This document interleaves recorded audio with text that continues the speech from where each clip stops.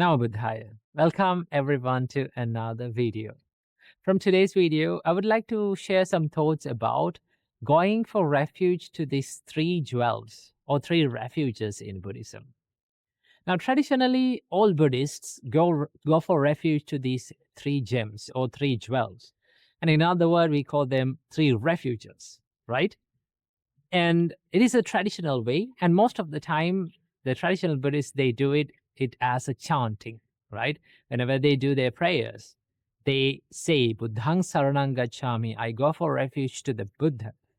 Dhammang Saranang Gacchami, I go for refuge to the Dhamma, the Buddha's teachings. Sanghang Saranang Gacchami, I go for refuge to the Sangha, the monastic and the spiritual community. So one can think, okay, it is same like the other religions, You go for refuge, you believe in this Buddha and his teachings and the monastic community. It is same.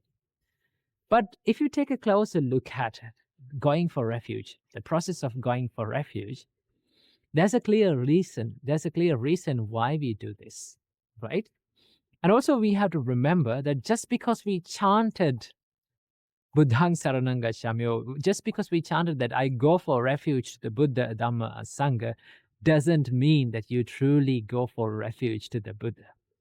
Okay, so there's a way to do that. So let's discuss how we should do this. First of all, what are these three jewels? The first jewel or the first refuge in Buddhism is called Buddha. Buddha is the historical Buddha, the greatest teacher who taught the Buddhist teachings to all of us, the greatest teacher who taught the reality of life. So we consider him as the teacher, right? The guiding light of our life. So why we go for refuge to the Buddha? Sometimes some people can say, okay, now you're believing the Buddha as a god. No, it is not the same way, because Buddha wasn't a god, and nor did the Buddha claim himself to be a god, right? So the Buddha was a simple human like all of us who achieved something beyond that an average human could achieve, the liberation. So why we go for refuge to the Buddha? It is because he's the biggest role model of our life, right? So to have an inspiration from a character, we go for refuge to the Buddha. When we go through the difficult times and hard times in our life, we can always relate to the Buddha's life and say, okay, if Buddha faced such kind of adversities and difficulties, how would Buddha do this, right? So then you can follow the Buddha's life and Buddha's role model. You take the Buddha as the role model, and it becomes the biggest inspiration for our life. So that is why we go for refuge to the Buddha, right? So the correct way to go for refuge to the Buddha is to consider the Buddha as the biggest role model of our life, and to learn from his character and to follow his character as well. Okay? Or even though we cannot follow his fullest character, at least we can try some of his amazing qualities in his life. Okay? So that is the first thing and the first reason why we go for refuge to the Buddha, right? And then the Dhamma, that is the second jewel or the second refuge in Buddhism. Dhamma is the Buddha's teachings. Now, why we go for refuge to the Dhamma? It is to consider it as the framework of our spiritual practice. Buddha taught his amazing teachings for 45 years. And these teachings we consider as the Dhamma, right? So these teachings gives us amazing help to live our life and to understand the true meaning behind our life, right? So to provide this framework, provide this path, we go for refuge to the Dhamma. Now, how to truly go for refuge to the Dhamma is to practice it, right? Follow the Buddha's teachings and practice it. And that is the correct way to go for refuge to the Dhamma. Okay? So first we take the role model and we follow his character, and also we follow his teachings, the Buddha's teachings. And third jewel, or the third refuge, is Sangha, the monastic community, the spiritual community who have achieved the levels of spirituality. Okay? Why we go for refuge to the Sangha or this monastic community or the spiritual community is to give us the support for our spiritual practice. Because we all know we can't do this alone, all alone. We need a community. Everyone needs a community of people to grow. So when we get together and when we get in touch with this spiritual community, we can take advice from them. We can take the experiential advice from them and grow ourselves, right? So as a help, as a support for our spiritual practice, we go for refuge to the Sangha, the monastic community. So this is why we go for refuge. And this is the real reason behind going for refuge to the triple gems. So I hope you got some idea about the three refuges in Buddhism. So I wish you all, may all of you be healthy, happy, and peaceful. Namo Buddhaya. Namo Buddhaya. Welcome and welcome back to another video. We've all heard these words more than 1,000,000 times in our life, and that is to let go of the attachments, and then we will be happy. But saying this is easy, but doing this practically, it is really, really difficult. So let's discuss about what it truly means to let go of the attachments and how to approach it in the correct way. Oftenly, the common perspective of letting go of the attachment is that people think that we have to let go of the things that we are being attached to. That means attachment is occurred by these objects around us. So that to let go of the attachments, we have to let go of the things and then we will be happy. Now, I have heard these people say that, oh, even the Buddha said that let go of everything and then you will be happy. But Buddha never said to let go of the things or let go of the things that you are being attached to. And also, the Buddha never said that you have to be attached to the things around you. What Buddha said is that understand and realize that one day you have to let go of the things that are around you. And also one day you'll have to be separated from the things and from the people that you love and like one day. And realize this and live with them. While living with them, you have to realize that one day, this is the reality of my life, that I will have to be separated from them. These things are subjected to change. And that is the true understanding about letting go of the attachments. One of the misconceptions about attachment is that people think, oh, attachment is an object. So that to let go of the attachment, we have to let go of that object. But this is not correct, because if we have to let go of the attachment and if we have to let go of the things that we have been attached to, then we will never be able to let go of these attachments. Why? Because as human beings, when we come to this world, there are so many things that are around us. There are so many things that we use, right? So if we had to let go of the things, then we will never be able to do that, because even the body that we use is an object. Right? This is not something that we truly own. So if we have to let go of the things, then we have to let go of even our body. But we can't do that in reality. So that understand, the attachment is not an object. Attachment is more of a mind-related thing. Just look at these words from the Buddha. The Buddha said, "They are not sensual pleasures, the pretty things in the world. A person's sensual pleasure is lustful intention.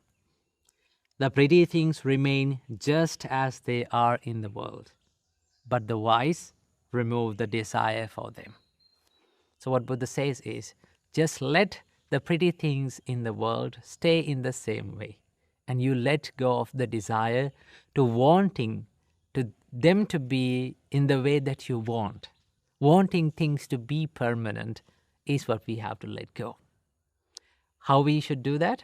We should understand that everything is subjected to change. Everything is subjected to impermanence, where we expect things to be permanent, and that is what makes us suffering. So then one can ask, if we let go of the desire, will we be able to enjoy the things? Now, here's the thing. The Buddhist understanding about desire is that it is the mental attachment. And thinking that these are mine, these are myself, this is me. It's like dragging a cow from its rope around its neck. Like the cow pulls to his side and we pull to our side.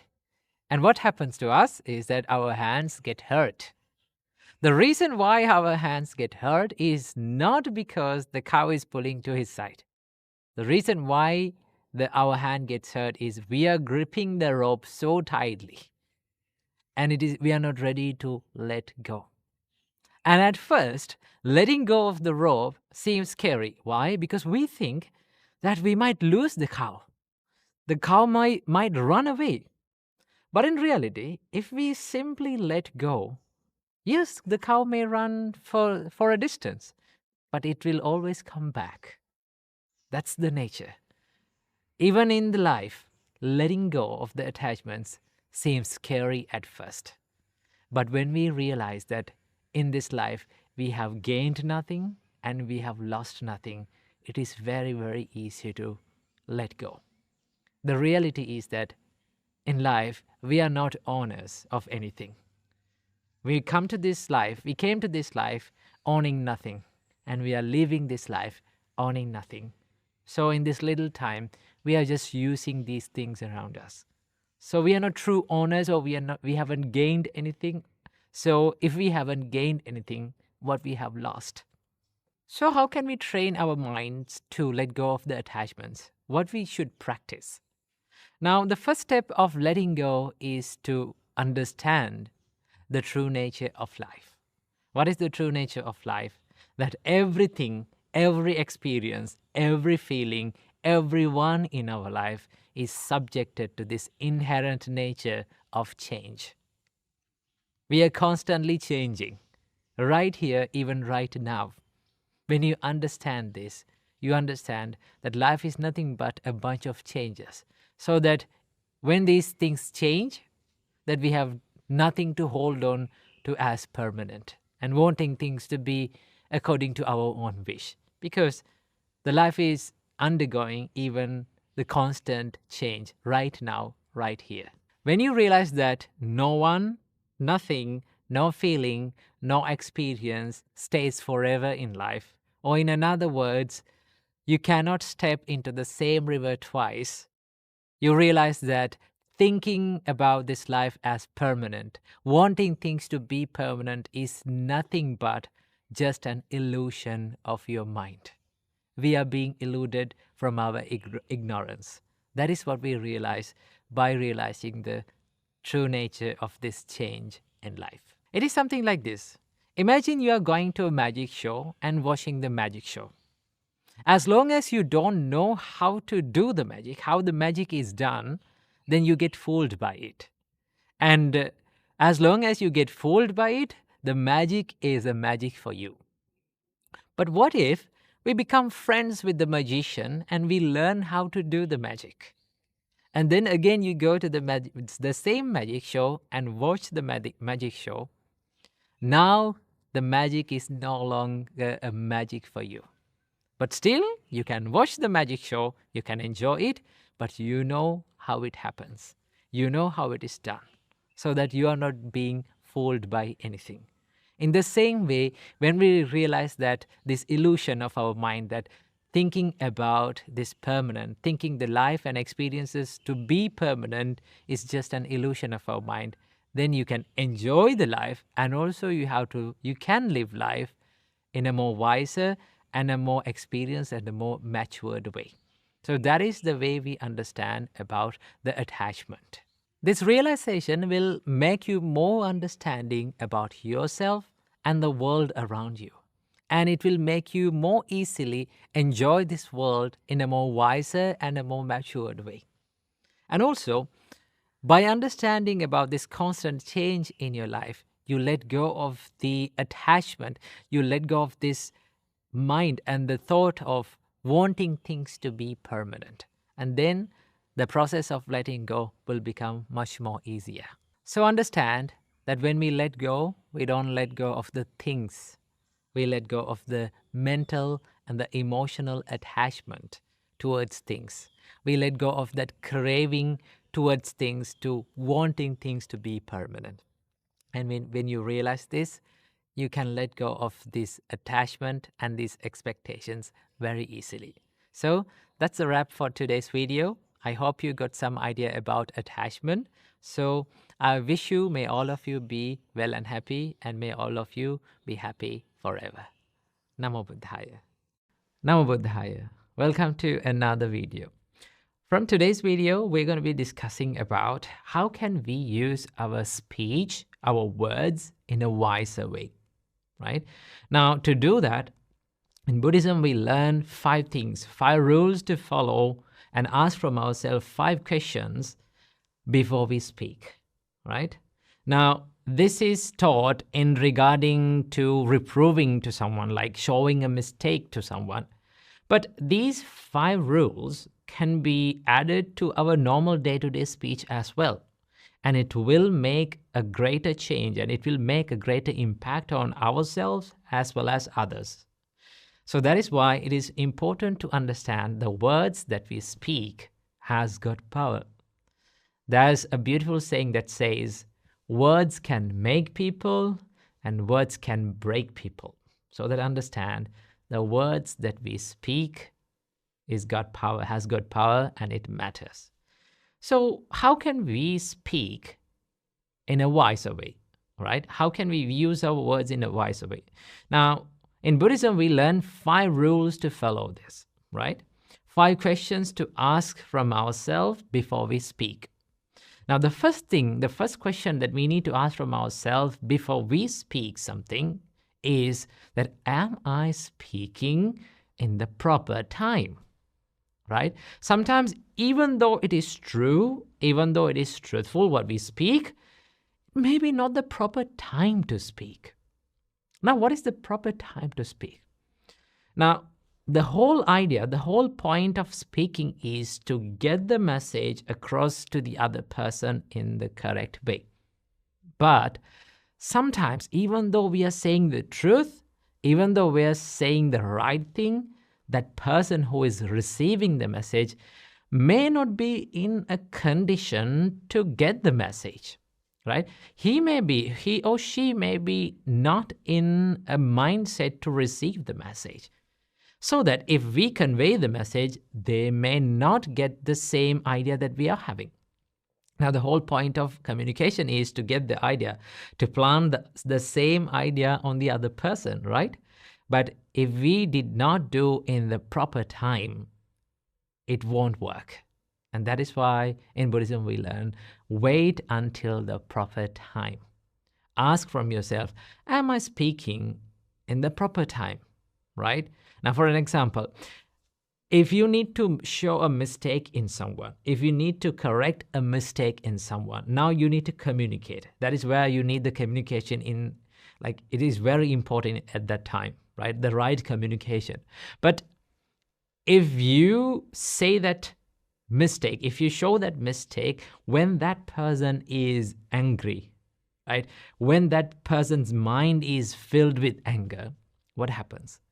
They may not get the idea. They may not see the mistake that we are showing. Okay? So what we do, we wait until the anger cools down and open his ears and mind. Now, when our mind is in anger, we are not ready to listen to anyone, right? We are not ready to think about what is wrong or what is right. That is why the Buddha says, "Khuddho attang na jananti." When your mind is in anger, you don't know what is good and bad, right? So that we need to understand. If we need to get a message across to that person, we need to wait for the proper time until their mind is open, until their ears are open, until they are ready to listen and understand that message. So that waiting until the proper time is very important when we communicate. That is the first question that we need to ask from ourselves. Am I speaking in the right time? The second thing that we need to follow is, we need to ask from ourselves, am I speaking truthfully? Right? The Buddha says, you need to follow the truthful speech. You need to say the truth. But even though the truth, you need to put it in the right time, in the right place, right?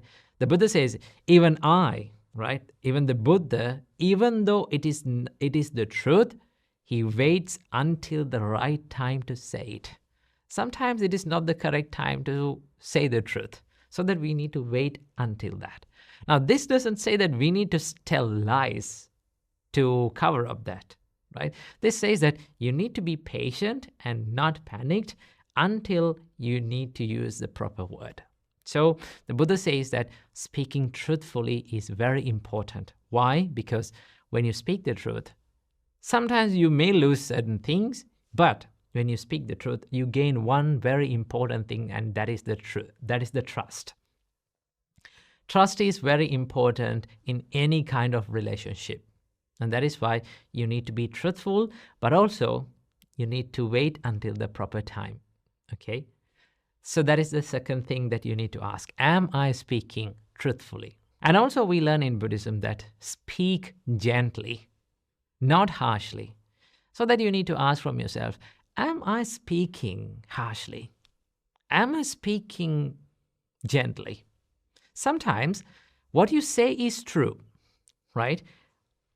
When you say is the correct time, right? You say it in the correct time. What you say is the truth, but the tone matters, right? The words that we use to convey the message matters. I have seen a lot of people showing others' mistakes with rude and harsh words, sometimes putting them down, like putting their mentality down and hurting their mentality and showing the truth, they're showing a mistake, but they don't get that message. Why? Because they have hurt their mentality. Sometimes when you use such kind of words, their emotions get hurt, so that they're not ready to listen to it. Now, why we convey the message, why we communicate, is we understand that this is the right thing, this is the correct thing, but I need to make him right. I need to make him correct. I don't need to see that mistake again in his life. I need the good of that person. Now, if you truly love that person, you have to use your words in a proper way so that he get the fullest message, he or she get the fullest message that you are conveying. And that is why we learn in Buddhism that gentle words can change people's mindsets. But rude and harsh words make nothing but people more stubborn in their own ideas. So that understand, gentle words are the best way to change other people's mindsets. There are a lot of examples even in Buddhism that we learn that the Buddha, how Bodhisattva used the gentle words to change people, right? So that understand, speaking gently is very important. Now, what makes a gentle man and a gentle woman is not how you wear, right? It's the words that you speak. It's the way that you behave. It's how gentle you treat other people. That is what makes you a gentleman and a gentlewoman. So understand that speaking gently is really, really important. So ask from yourself, am I speaking gently? And also we learn in Buddhism that your speech must be beneficial for the other person, not harmful. Now, to do that, you need to have an intention that you truly love that person, right? You truly love your idea to see that in that person's mind and making their life much better, right? See the good on them. Now, to do that, you need to speak in a beneficial way so that that person corrects their mistakes, right? That person's life becomes better by listening to your words. So that the Buddha says that always speak beneficial words, not the words that harm other people's life. So then you need to ask from yourself that, am I speaking beneficially but not harmfully? So that understand, you need to speak to the people to see the good on them. And the final question that we need to ask from ourselves is that, am I speaking lovingly, out of love and compassion, not with inner hate? Sometimes we use our words, even though the good words, good things, but we have the inner hate, right? When we have the inner hate, that is the intention behind our words. And that intention can create negative situations in our life and also the other people's lives. And that is why in Buddhist way of right speech, we refrain from all the negative speeches like rude words, harsh words, right? Or some mean words that has the negative intentions behind, right? So the intention behind your speech is really, really important. So that understand, ask from yourself that, am I speaking to this person out of love and compassion, not with inner hate, right? So the Buddha says that speak with love and compassion, okay? Sometimes some people complain, okay, if we speak with love and compassion, they are not ready to understand it. And we believe that speaking with like kind words and compassionate and gentle words will make other people not to understand what we say. Sometimes they say, okay, to make someone understand, we need to use rude and harsh words. But that is not always correct, right? The reason why we believe that using those rude and harsh words is the only way to get the message to that person is because when we were children, we were treated with rude and harsh words, right? We were disciplined in the rude and hard ways, so that we believe that this is the only way to do that, but it is not, right? If you start to use in the correct way your speech, it is pretty sure that you get the message correctly to that person, and also they understand it and they make their mistakes correct. So that understand, these are the 5 things that we need to follow. These are the five questions that we need to ask from ourselves to get the message correctly, to communicate in a correct way, and also to make our speech wiser. So follow these 5 things in your speech and make your life even more better. Namo Buddhaya. Namo Buddhaya. Couple of days ago, when I was reading the Dhammapada, I came across this wonderful verse from the Buddha.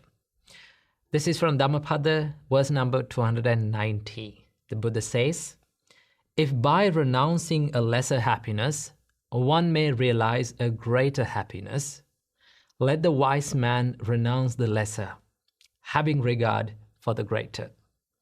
Now this simply says, if you seek a greater happiness in your life, you need to be brave enough to let go of the lesser or the cheaper happinesses in life. Now this made me thinking this can be applied to any area of our life. Whether you are a student who is studying to achieve a greater happiness or a greater achievement in your education life, there are certain things that keeps you away from that achieving it. Sometimes those things can be some pleasurable things, like watching movies, like scrolling on social media. But when it comes to it, like superficially, when we look at it, in the beginning, it's very enjoyable. It has its own entertainment. But the problem is it takes the valuable time from us. It steals the valuable time from us so that we waste time for a cheaper happiness. And what we miss is a greater happiness in the future that is yet to come. So the Buddha says, if you seek a greater happiness in life, you need to be brave enough to let go of the cheaper happinesses that keeps you away from achieving that greater happiness. Now, this is applicable for the monk's life as well. This is why we become monks, right? As monks, we show that we need to seek a greater happiness in life, because as humans, what we seek in life is always happiness. But for a monk, he thinks that I need to achieve something greater than the normal happiness, right? A peace that is beyond from the normal peace in the world that we talk about. But to do that, we realize that it is not possible, or it is really, really difficult to be with the other cheaper happinesses in life, so that we need to let go of them to seek something greater. And that is what even the Buddha did, right? So many people complain that why Gautama, the Siddhartha Gautama, let go of the lay life or the material life. Why did he ran away from the life so that he become a monk? It's not about that he ran away from the responsibilities. It's about he understood that one cannot achieve the greater liberation in life or the greater peace in life, which is nirvana, by staying in this household life. So that he let go of that household life and became a monk. And he started to seek the spiritual path. And he found the nirvana and he found the liberation. And also, he didn't stop from that. He came back to the palace and he helped everyone who was in the palace in his life to achieve the same state of peace. So that if one seeks a greater happiness in life, right, we need to be brave enough to let go of that cheaper happinesses that we are being busy and that steals our time in our life, right? Sometimes it can be a toxic habit that you have, right? For an example, in a toxic habit, it is really, really easy and it is really, really enjoyable in the beginning, but it makes your life so much difficult after. And that is why they say that if you do what is easy today, your life will be difficult tomorrow. And if you do what is difficult today, your life will be easy tomorrow. And that is how the world works, right? For a toxic habit, it is very easy to do, but it makes our life so much difficult. But for a good habit, it is really, really difficult to practice and it is really, really difficult to make it a habit, but it makes our life so much easier after. Okay, it can be applied to any area of your life. Like, let's talk about the spiritual life. Okay, usually when we become monks, it was really difficult to be disciplined, right? Once you become a monk, first of all, you become a novice monk and you have 10 disciplines to practice, right? And after staying as a novice monk, you become a higher ordained monk. And then suddenly your precepts and your disciplines reach up to 227 disciplines. And it was really, really difficult to be disciplined. But once you learn, once you practice, once you dedicate your time and energy to be disciplined, it makes your life so much easier. And after some time, you realize that all these disciplines are made for your life to make it easier and make it so much free and make your life so much independent. Okay, so that is why we should believe that we should attain the freedom through discipline, right? Through hard work. So now take a look at your life. What are the things that keeps you away from achieving the greater achievements in your life or greater happinesses in your life? And be brave enough to say no to them, right? When you say no to them, it buys you so much more time that you can focus on what really, really matters. So keep this little advice in your mind and let's meet with another video. Namo Buddhaya. Namo Buddhaya. It is quite easy to be patient and to be calm when the life goes smoothly. But where our real patience comes into test is in the middle of adversity. I know it is very difficult to practice patience for all of us. It is easier to say to be patient. It is easier to advise to be patient, but it is easy to talk about patience, but to practice this quality, it is really, really challenges for every one of us. So although it is difficult, although it is challenging, we have to practice this amazing quality that brings the happiness and the calmness and peace to our life.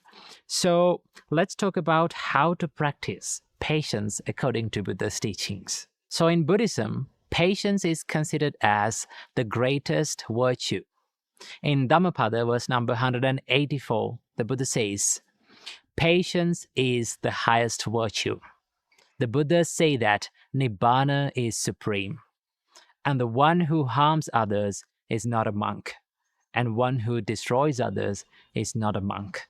So in Buddhism, a bigger space and a bigger value is given to the patience and to practice the patience as the practice of patience as an inner quality, not just to talk about it, not just to read about it or to learn about it, but the real practice.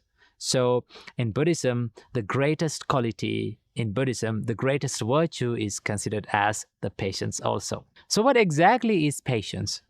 The Buddha describes this as follows. And what's the patience practice? It is when a bhikkhu endures cold, heat, hunger, and thirst. They endure the touch of flies, mosquitoes, wind, sun, and reptiles.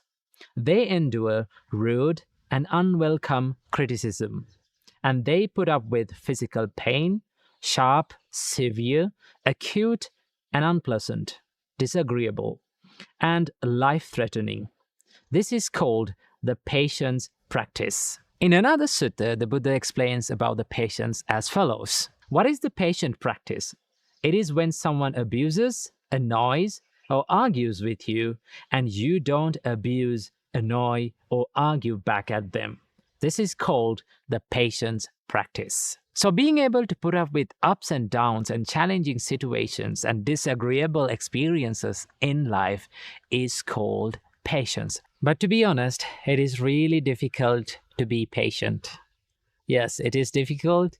It is going to be difficult, and it will be always difficult. It will never be easy, because that's the nature of all good practices in life. The Buddha said, what brings the happiness to your life? To practice such qualities is the most difficult thing that you have to do in your life.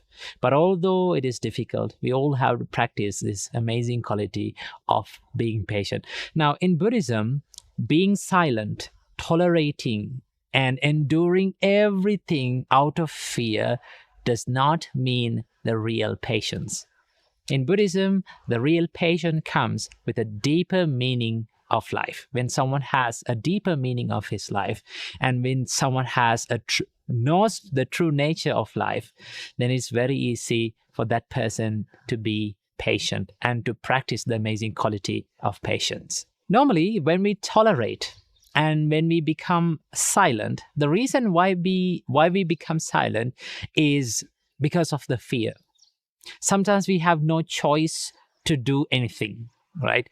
In that case, we become silent. But the Buddha says that that is not the true patience. Someone can see such kind of a person and say, oh, he is patient. But that's not the true patient, because that person doesn't have the power. That person doesn't have the authority to do something, right? So being patient out of fear is not the true patience. The Buddha says about the real patience like this. In Vepachiti Sutta, it is mentioned, when a person endowed with strength patiently endures a weakling, they call that the supreme patience. The weakling must be patient always. So the real patience comes when you understand that there is the beast inside you. What is that beast? The anger. And if you're afraid of that anger, and if you're afraid of that beast to control your life, and if you can be patient in that situation by controlling your emotions and controlling your thoughts and controlling your anger and deciding to not to harm that person, that is called the true patience and the real patience. To practice such kind of a patience, you have to do a great dedication. Sometimes you have to go through a lot of hardships. You have to endure a lot.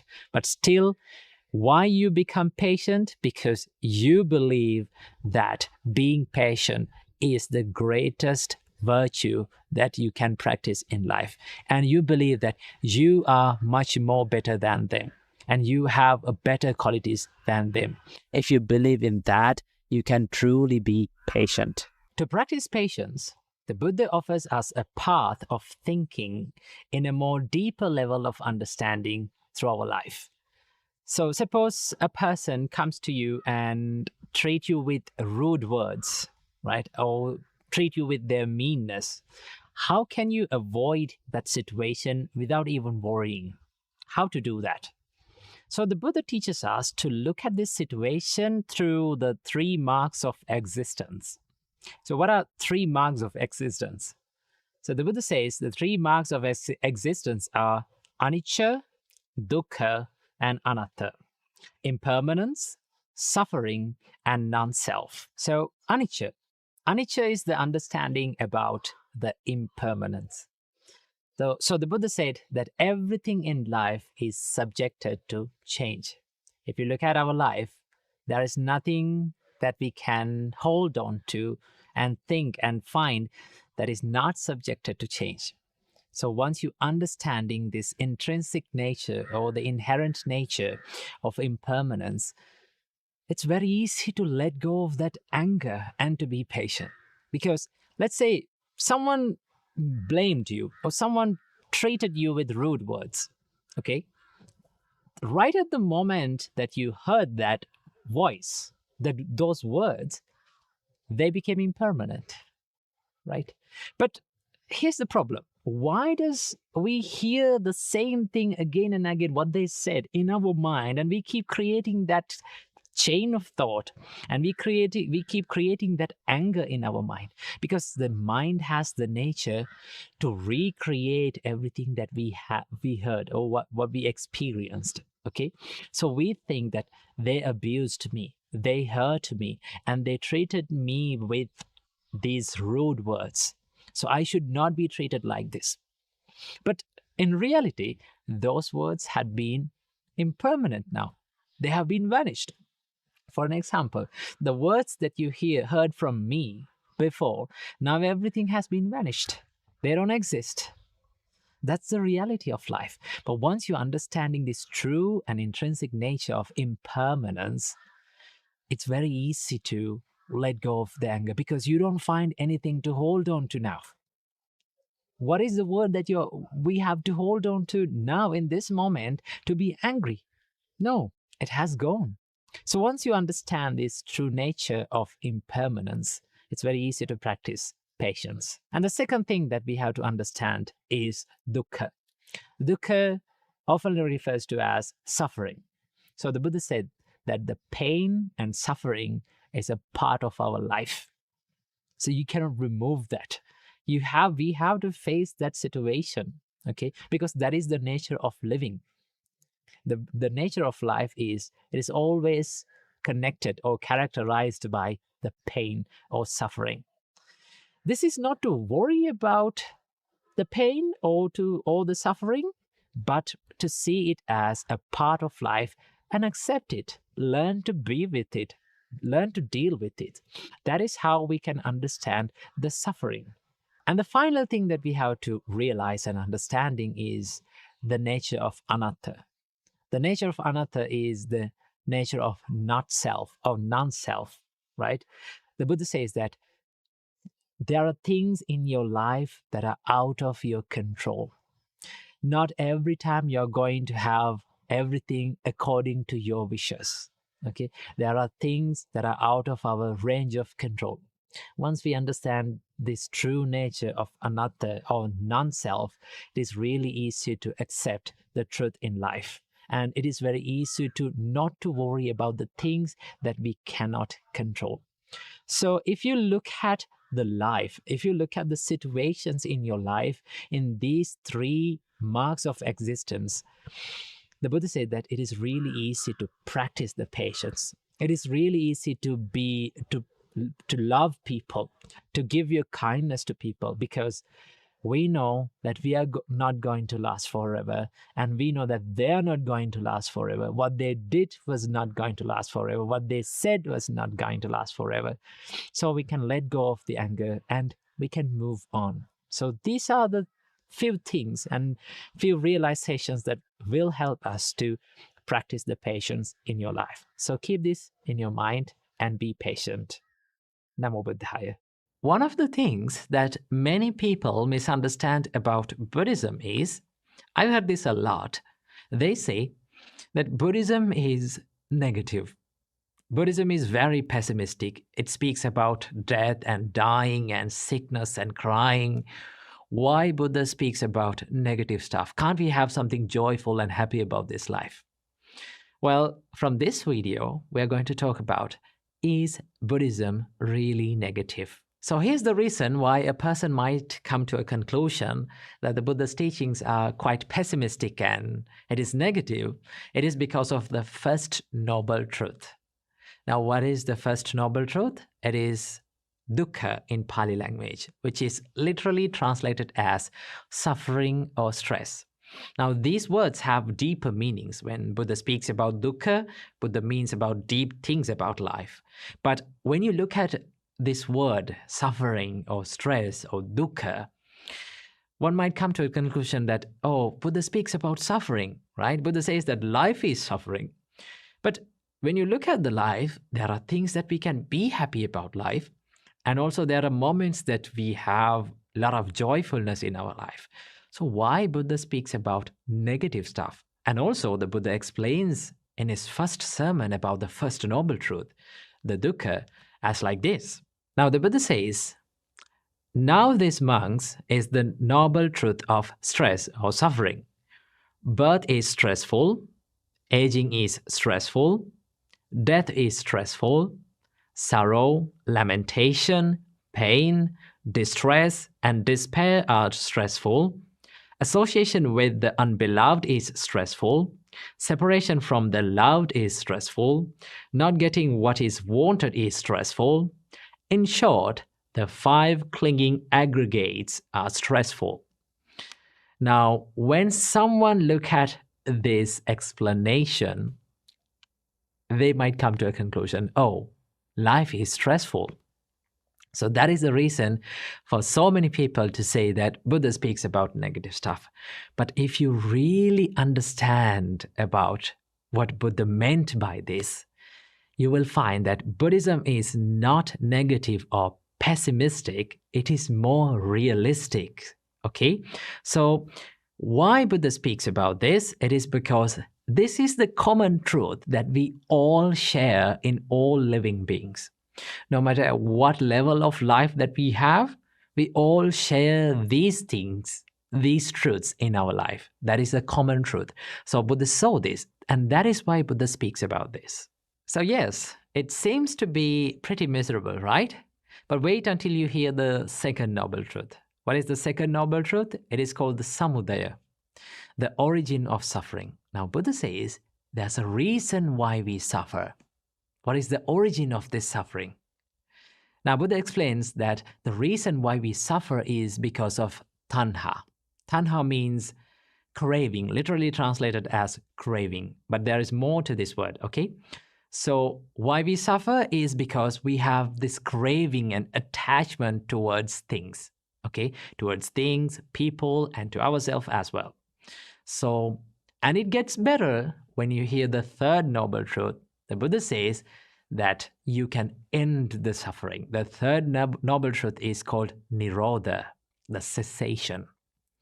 Now, the Buddha says that you can end the suffering by letting go of the cause of the suffering, right? I'll repeat it again. You can end the suffering when you let go of the cause of the suffering, right? So it is pretty obvious, right? Pretty realistic.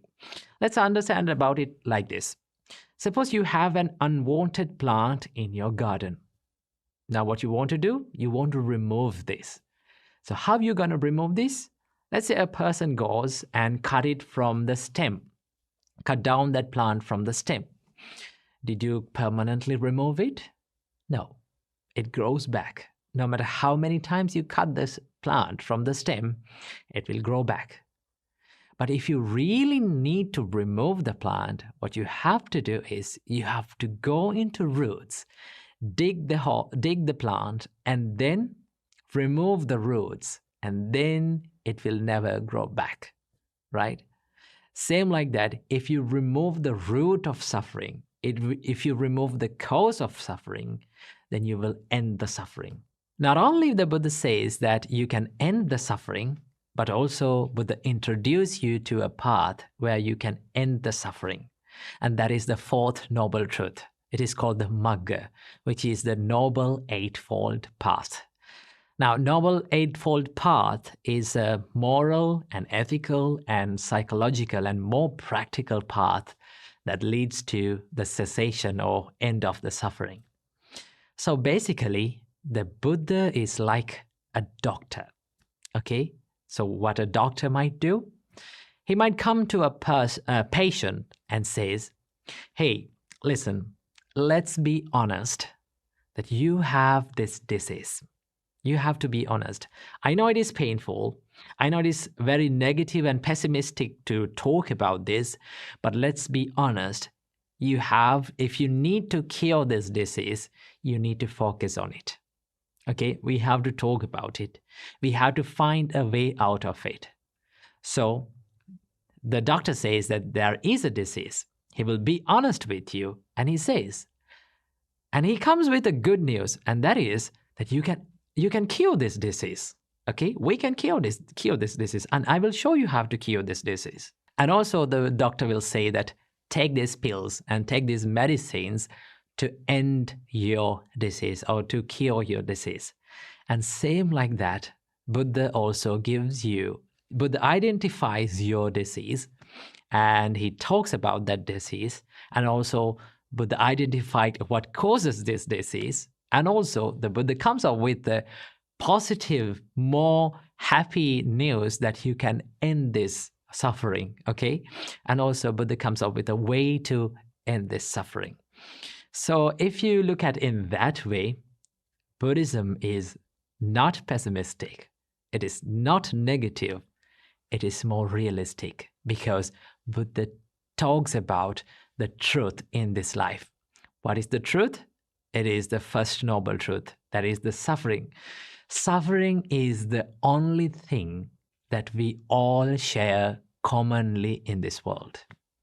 No matter what level in this life that we are in, we all suffer. Okay, wealthy people, no matter how much rich you are, no matter how much poor we are, we all suffer and we all share these sufferings. What is that? Suffering of sickness, suffering of death, suffering of diseases, suffering of aging, suffering of despair, lamentation, crying. This is something that is very common to all of us. And talking about it and thinking about it might not be a negative thing, because most of the time what we are doing is we are running away from this truth. We don't like to talk about it. We always like to forget about it. And also we have found many creative things to forget the suffering, not to end the suffering. Okay, we think that we end the suffering, but it grows back. It comes back. Same like you're removing a plant from a stem. So what Buddha does is, what Buddha shows you is a path to go into the root of this problem and remove the root, remove the origin, remove the cause to end the suffering. So remember that Buddhism is not negative and it is not pessimistic. It is more realistic and it is more practical. So I hope you got some idea about what Buddha teaches you. So that is all for this video, and see you in the next video. Namo Buddhaya. Why most of the students feel sleepy while they are studying? Now, this has been a huge problem for all the students who are studying, including myself. I still can remember when I was at school, I used to fall asleep right after I get a book to my hand. Do you have the same experience? I think yes. Well, today in this video, I'm going to be sharing with you 7 tips you can practice to stay away from sleepiness while studying. So the same thing happened to a monk who lived in the Buddha's time. He was struggling with meditation, especially he was struggling with the sleepiness during meditation. So the Buddha gave him these 7 advices and 7 tips to practice to stay away from the sleepiness during the meditation. But these tips can be applied to our studies as well. So without any further ado, let's dive into these tips. Tip number 1, change the perception. Sometimes the reason for our sleepiness is not where we study or when we study, but what we study, right? Sometimes the meditation that we are doing, maybe the subject that we are studying is not vibing along with our mind. At that time, we feel boring and less interested. Once you feel boring, what is the normal reaction from your body? You feel sleepy, right? You feel the drowsiness within you. That is why the Buddha says, change the perception. Once you feel sleepy while studying or meditating, just change the perception. Change what you study for a little while. Let's say you're studying a subject and you feel boring, okay? You feel less interested. So what do you have to do? Change it to something that you feel interesting. Maybe a subject that you feel fun in studying. Maybe you enjoy that subject. Maybe it is your favorite subject. Maybe it is your favorite meditation. Okay? Once you do that, what happens to you is you're doing something that is enjoyable and enthusiastic. You feel that enthusiasm within you. Then your body and your mind becomes active. Okay, once your body and mind becomes active, what will happen?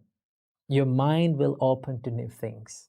Okay, so when you spend a little while in that enthusiastic activity, maybe studying, maybe meditating, okay, then you can come back to the same thing that you studied earlier and keep on studying, because at that time we gave our mind a little jump start to be active. Tip number 2, memorize it. The Buddha says, recall what you have studied and memorize it and examine it with your mind. When you examine something with your mind, when you recall something from your mind and you wisely reflect on it, what happens? Your mind becomes active. Okay, because you need that focus and you need that activeness in your mind to memorize it. Once you memorize it, what will happen? You stay away from that inactiveness or inactive state of your mind. Then it will help you to stay away from the sleepiness. So what you have to do, whenever you feel sleepy or drowsy, just memorize one thing that you have learned or recall something that you have learned. That is one thing that we can do. Tip number 3, reciting. Now, reciting is one of the best ways to stay away from sleepiness during meditation and studying. Okay? Now, when you recite something or when you say something out loud, it activates your jaw muscles and your mouth. And also, when you recite something, you create those vibrations in your skull and it activates your brain. Okay, once your brain and your muscles are active, your jaw muscles are active, you feel some energy within your head. Okay, and then it will be very easy for you to study.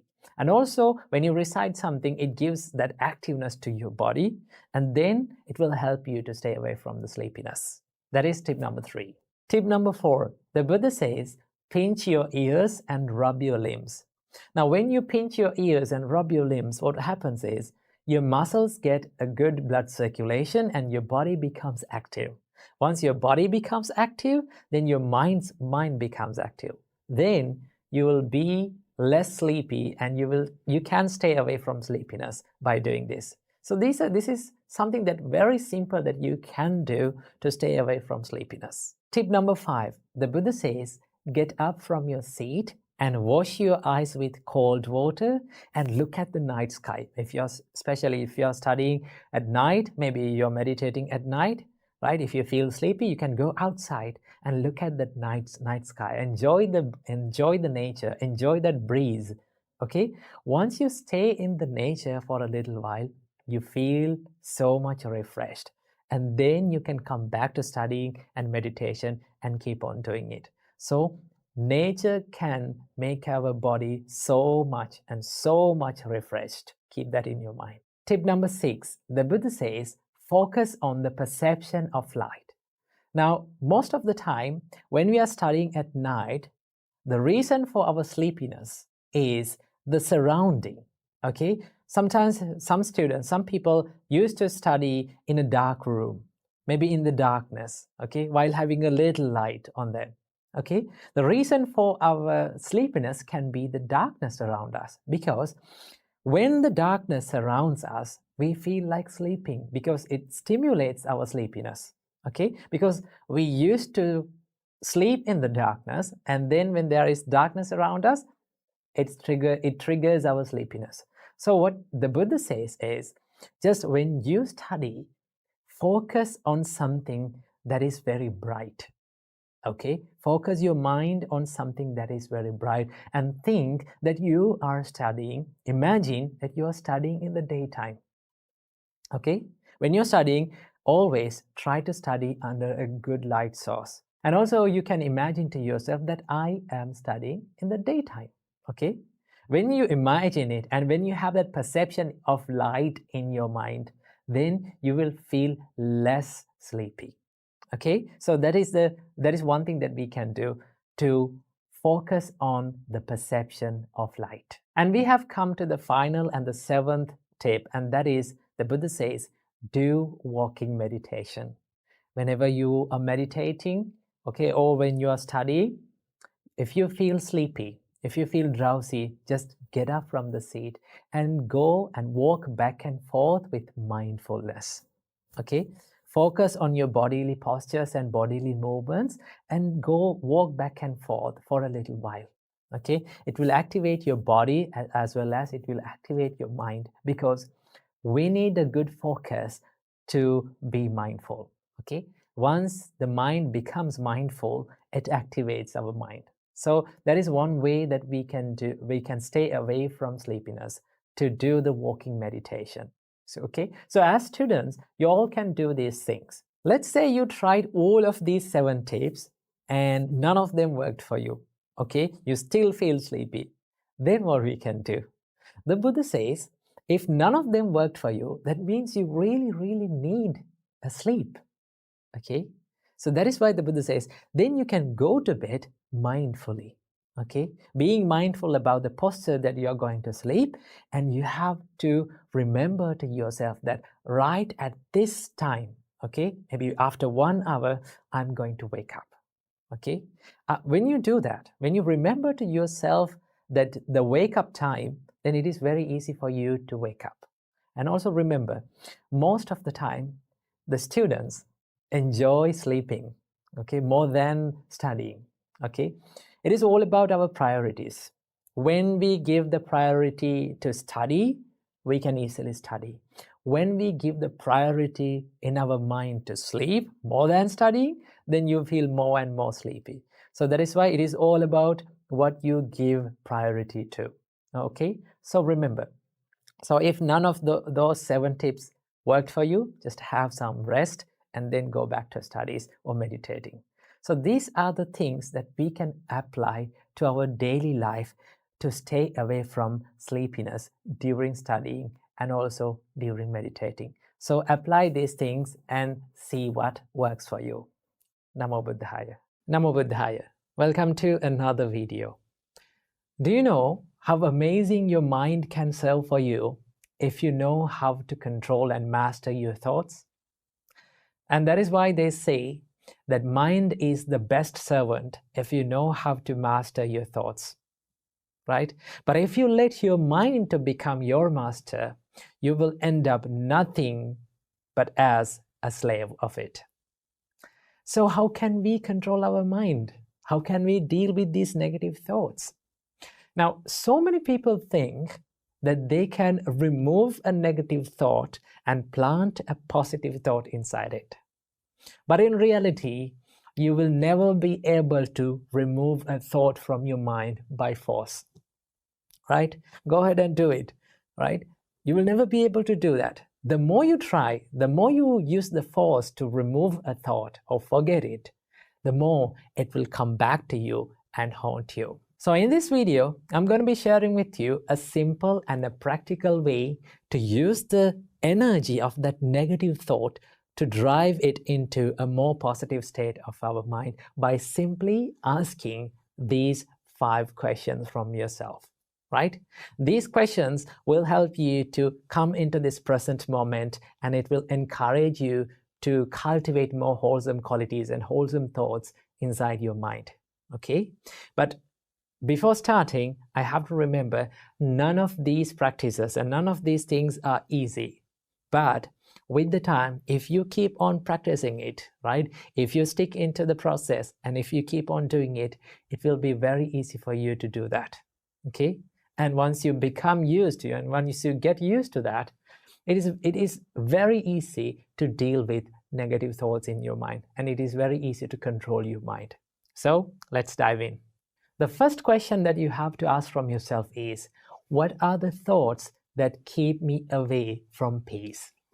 What are the thoughts that steal my peacefulness inside me? When you ask this question from yourself, you can go through the weaknesses of yourself, right? Because the weaknesses are different from one person to another. For someone, the thought that steals their peacefulness is the anger. For another person, it is the jealousy. For another person, it is the procrastination or the laziness. Okay? So when you ask from yourself, what makes me disturbed? Okay? What steals my peacefulness?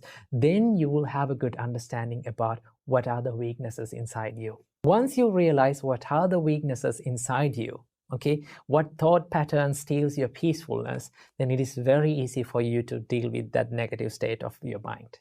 Okay, so ask from yourself, what steals my peacefulness? And have a good understanding about it. The second question that you can ask from yourself is, what am I thinking right now? This is one of the best questions that you can ask from yourself to bring your mind to this current and present moment. Okay, to have a good understanding about the current situation of your mind. Because most of the time, our mind lives in either it is in past or it is in the future. It is hardly our mind lives in this present moment. So once you ask this question, what am I thinking now? Ask this question as much as possible from yourself. What am I thinking now? What am I doing now? When you ask from yourself that, it comes, your awareness comes into this present moment. Okay, because most of the time our awareness travels from one arena to another. Maybe it is in the past, maybe it is in the future. It hardly comes to this present moment. Once you come into this present moment, it is very easy for you to solve the problem because you know what is going inside. Okay, when you ask from yourself that question, you can come up with so many answers. Okay, ask it from yourself and you will come up with these answers like, my mind is in anger now, right? I'm at stress now. I'm in a problem. I'm thinking about something. I'm worrying about something. Okay? Once you identify that, right? Once you catch your thought, it is very easy to deal with it. Now you came to this present moment and you identify the thought. Now you have to ask the third question. The third question is this thought pattern helpful for me? Right? When you ask this question from yourself, you dive into that problem and you started to think the downside of that negative state. For an example, if you're in anger, if you ask from yourself, is this anger really gonna help me? Is it going to help me? Then you will come up with the answer, no, it is not going to help me. It only hurts me and the other person.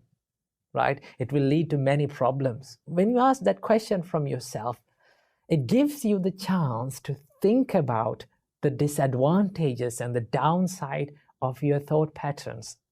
The more you realize the disadvantages of your thought patterns, it is very easy to stay out of it because you know that it is going to hurt. Because most of the time, we do things and we think without realizing and without thinking about the disadvantages of it. And that is why it is the best thing to ask from yourself that, is it really going to help me? Now you identified your state of your mind. Now you came to this present moment. Now you know that it is not going to help you. As the next question, now you can ask from yourself, what is the best thing to do instead of staying in this negative state? Right? For an example, if you're in anger, ask from yourself, what is the best thing to do instead of staying in anger? Now, what should I do now? Then you will come up with the answer that I should forgive people. I should let go of this anger. You know, if I need to be at peace, right? If I need to find the peacefulness inside my mind, then I need to let go of this anger. Okay, I need to remove it. Now you come up with a solution. Now the best part is, the most amazing thing is, every one of us know what is good and bad. We know what to do and what not to do. Okay, now for an example, let's say, now we know that too much sugar is bad for our health. But what we do, when we are going to make a teacup, we just pour some extra sugar into it. We put some extra sugar into it. We know it is bad, right? Without considering about it is bad, we do it. And that is why the correct thing that you can do is think about what is the best thing that I can do now, right? Is it to forgive that people? Is it to let go of that jealousness? Is it to let go of that laziness and continue to work, right? When you think about that, you come up with a solution from yourself, okay? You find the solution through yourself.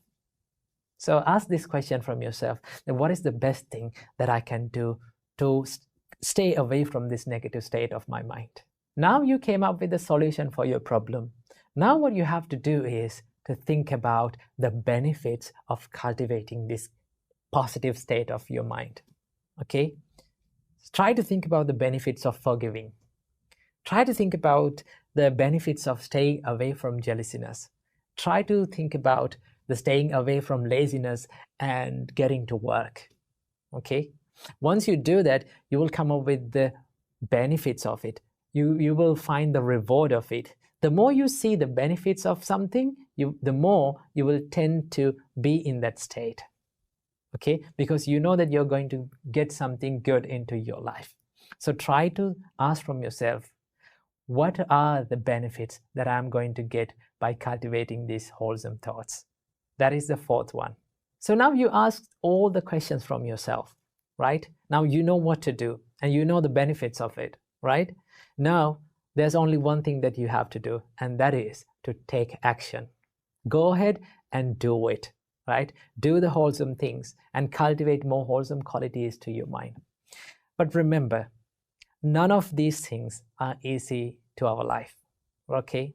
It is very difficult. We have to try hard. We will fail when we are doing these things. But one thing that we have to do is we have to keep on doing it, whether we fail or not, okay? Once you do it continuously, okay, once you maintain that consistency, you will be good at it.